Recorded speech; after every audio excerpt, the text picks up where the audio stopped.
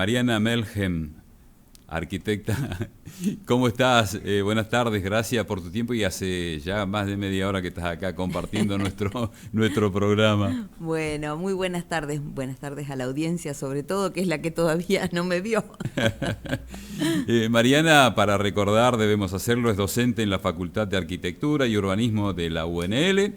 Ella fue delegada de la Comisión Nacional de Monumentos de Lugares y de Bienes Históricos por Entre Ríos, además de toda una tarea profesional que hace mucho tiempo viene desarrollando Mariana, no solo en la provincia de Entre Ríos, sino más allá de nuestras fronteras.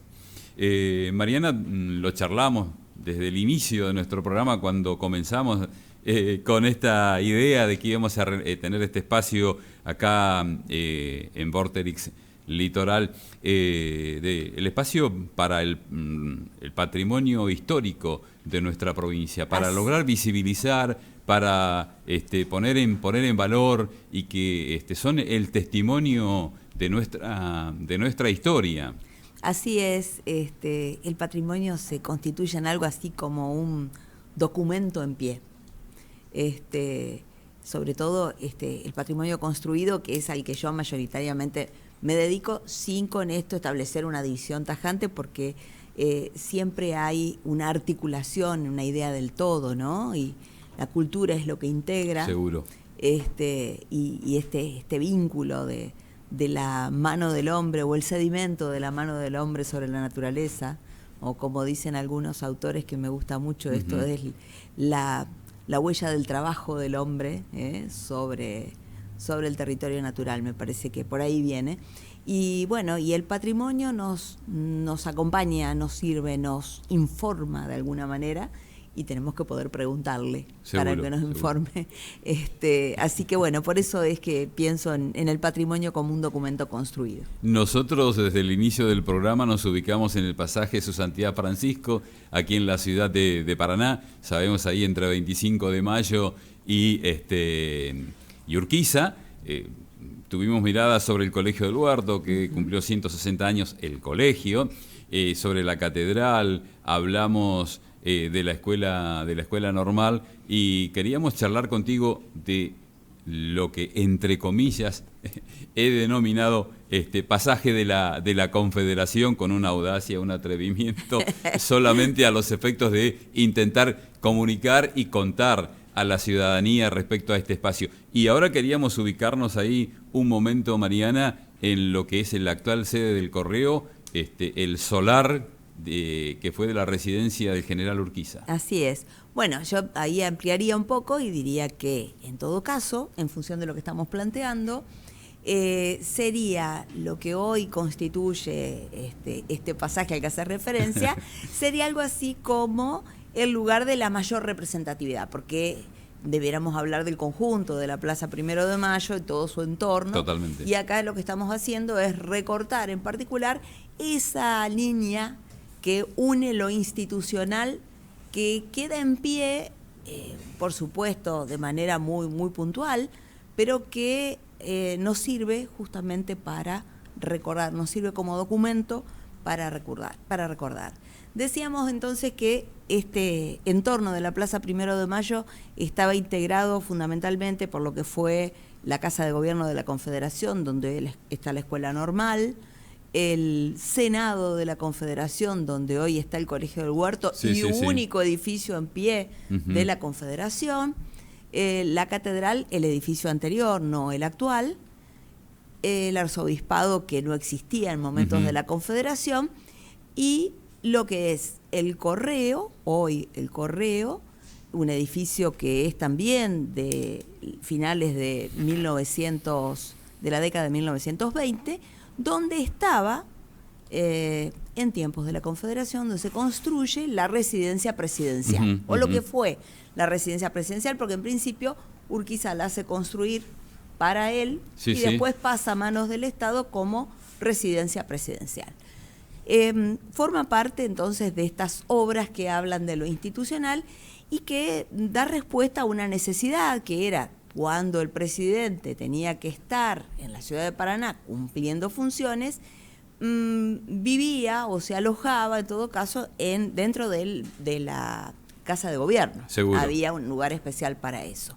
Entonces, por esta razón, hace construir y podríamos entonces charlar de este vínculo entre las residencias del presidente. La residencia en la costa del Uruguay y la residencia en la costa del Paraná, haciendo justamente referencia al valor del Palacio San José como la residencia permanente y el valor de la residencia presidencial en Paraná en tiempos en que era presidente, ¿no? Que tiene, y bien marcás cada vez que charlamos contigo, esta característica de institucional, esto de la residencia del general Urquiza aquí en la ciudad de Paraná. Una diferencia con la residencia en Concepción del Uruguay.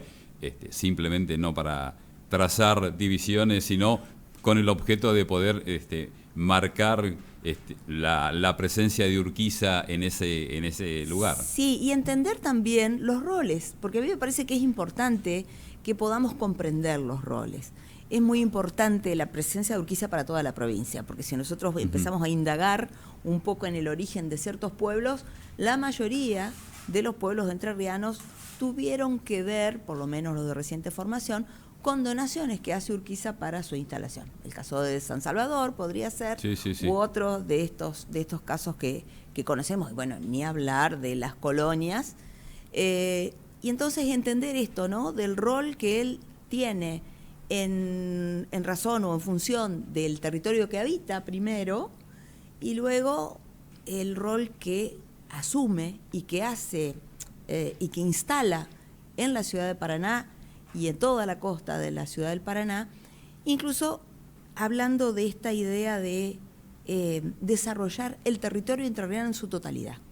Porque Urquiza tiene un planteo, digamos, de ocupación del territorio desde ese punto de vista disciplinar, que me interesa, que tiene que ver con esto, ¿no? Su lugar de residencia, de trabajo, su lugar de desempeño institucional y de donde se posiciona a la provincia de Entre Ríos. Seguro.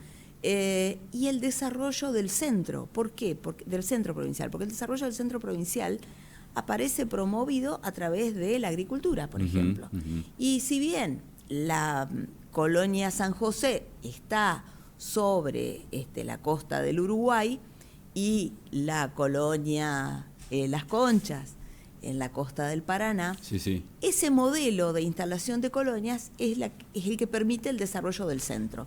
Entonces nosotros podemos hablar de una idea de equilibrio del territorio, de alguna manera, no sé si, no me atrevería a decir planificada o no, pero en realidad podemos dar cuenta de eso, de todos los desarrollos de territorio que se propusieron desde la gestión de Urquiza, como gobernador primero y como presidente después, y que hacen esto de distribución de roles. Y me parece que eso hace a la construcción equilibrada del territorio entrerriano, que es una particularidad. Uno va a lo mejor a otra provincia y se encuentra con diferencias muy notables, muy notorias, desde el punto de vista de la organización del espacio, la cantidad de habitantes en uno y en otro lado, y nosotros tenemos un territorio bastante equilibrado que hace que la provincia de Entre Ríos mantenga el carácter federal. Seguro. Que después se hace institucionalmente, obviamente, ¿no?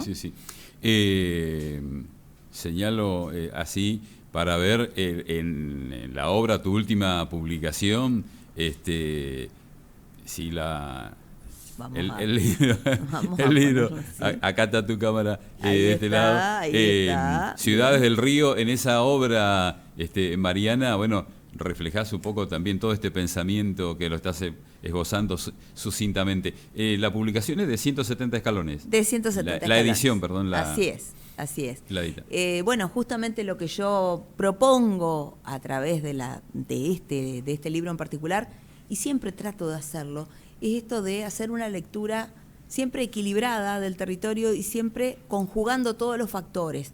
No me interesa hacer una lectura únicamente de la ciudad capital o únicamente de un momento histórico, sino me interesa ver cómo fue el proceso de construcción urbana del territorio de la provincia, y entonces por eso cuando elijo temas tratando de integrar ¿sí? Cuando hablo de los puertos, Seguro. hablo en paralelo del puerto de La Paz y el de Concordia, por ejemplo, o en paralelo del puerto de Paraná y el puerto de Concepción del Uruguay. Esa idea de trabajar los pares no tiene que ver con oposición, sino como con complemento. Y en muchos casos, obviamente, aparece la presencia del río Gualeguay, por llama Ciudades del Río, Claro. y a esto estoy refiriendo, que Ciudades del Río tiene que ver con eso, con tratar de encontrar el hilo conductor de la construcción de urbanidad Claro. en la provincia de Entre Ríos. Y está vinculada prácticamente a los ríos. O sea, de alguna manera también una lectura que hago es que el carácter fundador de los ríos, ¿no?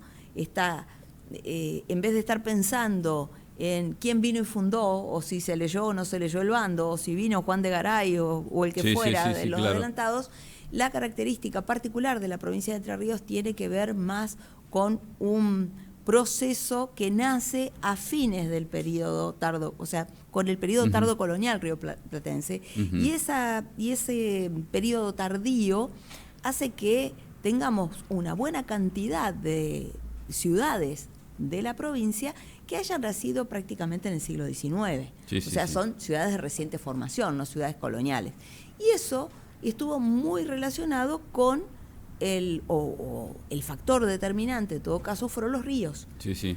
En tanto que la lectura o la mirada sobre el territorio de los colonizadores, por ejemplo, en tiempos de la colonia, en tiempo reciente de la primera colonia, digamos, estuvo más orientada a aquellos territorios que tenían presencia de piedras preciosas y metales preciosos, y entonces las tierras del tipo de la de Entre Ríos, la tierra pampeana, la tierra productiva, Sí, digamos, sí. fue objeto de deseo mucho después, en todo caso, en momentos de la Revolución Industrial. Sí, sí. Entonces, en esos momentos, el río es uno de los puntos fundamentales, porque tiene que ver con las posibilidades que dan los ríos para la fundación, como embarcaderos y para transporte. Seguro, sí, sí, sí.